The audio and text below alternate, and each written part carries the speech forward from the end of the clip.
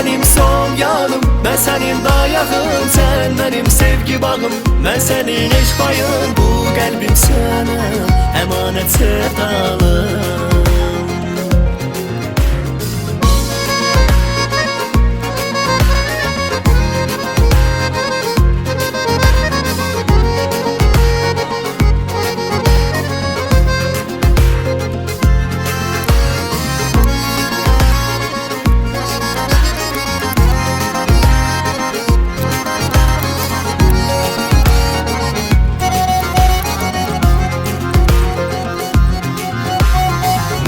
Xoşbəxt edir dediler seni düşünüp.